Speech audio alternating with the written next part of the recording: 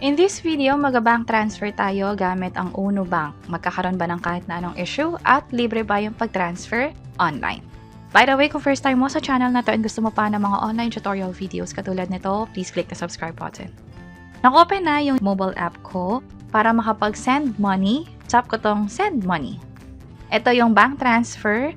Kung gusto mo sa other Uno account, pwede kang magstay sa tab na to. Pero kung sa ibang bangko, mapa BDO, BPI, or kahit wallet pa yan, katulad ng sa GCash, ito yung mga pagpipilian. Ito yung sa Globe GCash, meron ding GrabPay dito, GoTime, at marami pang iba.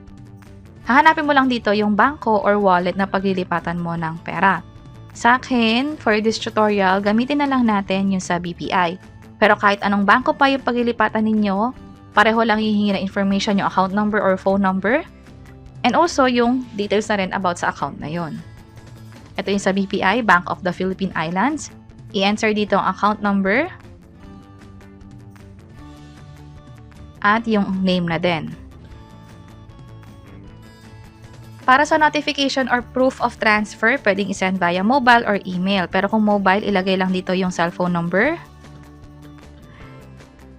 At i-tap na tong continue.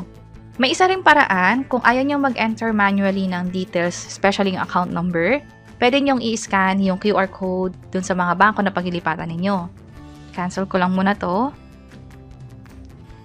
Mula dito, i-tap lang tong Uno at scan QR code. I-scan lang yung QR code na ipapadala sa inyo. At ito na siya. Andito na yung account number at amount na lang ang ilalagay.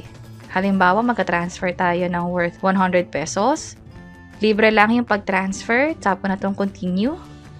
By the way, ang maximum is 50,000 pesos at itetest natin kung mabilis lang ba yung pag-transfer online. Tap ko na itong send money. At hintayin lang ang code na ma-receive sa phone. Ito yung text. I-enter ko lang yung code. Successfully sent na daw. May na-receive din tayong text about this transaction. Dito naman sa BPI ko, mag-login lang ako.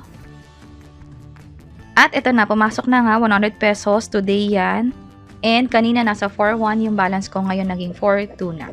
Ganon kadali ang mag-transfer from Uno Bank to other bank, real time or mabilis yung pag-reflect ng perang padala at libre pa yung pag-transfer online. Sana nakatulong tong video na to. Kung pakiclick ang like button at para sa iba't ibang tutorial videos, pwede nyo i-check itong mga nasa baba. Sana makatulong. See you sa next videos!